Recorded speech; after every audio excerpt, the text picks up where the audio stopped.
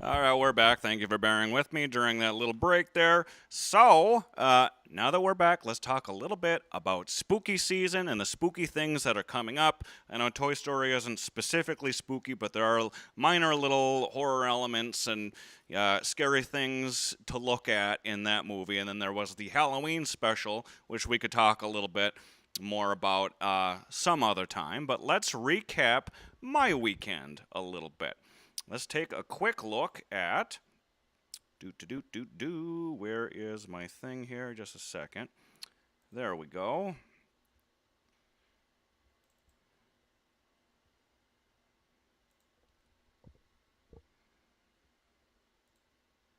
All right. Finally got that queued up. There we go.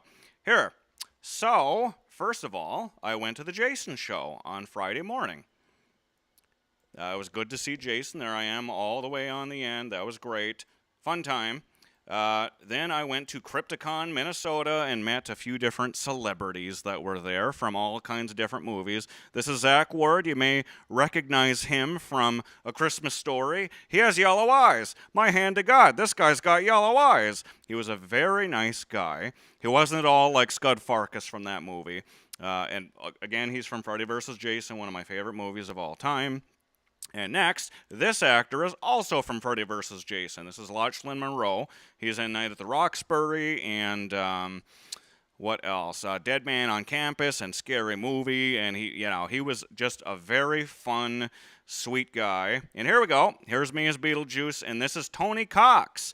You may recognize Tony Cox from Bad Santa and a few other things.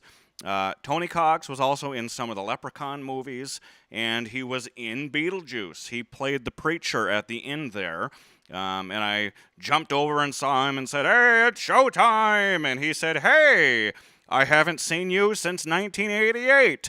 And that was pretty cool. I had him sign something from Beetlejuice. And then I also saw Phil Fondacaro. He was right next to him, and you may recognize him from like Sabrina the Teenage Witch and Tales from the Crypt, Bordello of Blood, and Troll, and yes, he was in the Star Wars movies as well, and Willow and some other things. He has an iconic voice. He was also a gentleman.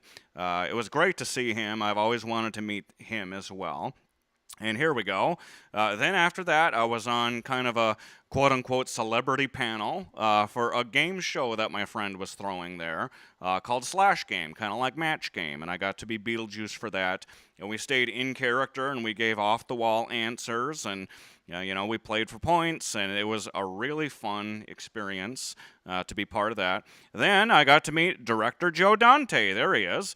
You may recognize him. Well, you might not recognize his face per se, but you'd recognize his work. He directed Gremlins 1 and 2 and The Burbs, which The Burbs is a Halloween classic in my circle. We love to watch that one every year. Right around spooky season, if not right on Halloween night. And then he also directed The Howling, which is probably the most horrifying werewolf movie I have ever seen. So, yay on him for doing that. Next, there's me as the Invisible Man. Just wanted to show off a few of my different costumes here. Then I was part of a panel with Mr. Samuel T. Weston. You might recognize him there. We were talking about horror and fantasy, and it was a whole panel. People asked us questions for about an hour, and we just kind of debated the landscape of horror and fantasy films and television, and yeah, it was a fun time. So thank you for that, Samuel T. Weston. Then I got to meet a few more celebrities here. This guy, sorry, his name escapes me. He is also an 80s horror icon. He was in like Return of the Living Dead and Friday the 13th Part 5. You might remember his line, enchiladas! I gotta censor it for the streaming here. He was a very fun guy as well, very very polite, very high energy. So it was fun to meet him. And then I got to meet the Tar Man himself. Alan Troutman is his name. He played the scariest zombie I've ever seen in my life in Return of the Living Dead. You can kind of see the poster behind him there. Very sweet guy. He also worked on dinosaurs. What was it, 1991, I believe, that the show came out with the animatronic and puppet dinosaurs. So that guy, very talented. Lots of good stuff he worked on there. Then, whoa, what is this? This is the King of Halloween, the movie poster. This is going to go public tomorrow. So thank you for all those for streaming and tuning in today. You get to see this before anybody else does. This will go public, and then I have a list for when the movie is going to premiere. I'll go back to camera here. So, the King of Halloween movie special, part 1, will premiere in October 16th to be exact, 7 p.m. at the Cinema, and all are welcome to come. It'll be a big public free screening. First come, first serve, though, so if you want to see this thing, you got to get there early. And we're going to be there early in costume and mingling and doing a bunch of silly things and, different shticks and things. And we'll have a little pre-show. We'll have a little Q&A afterwards.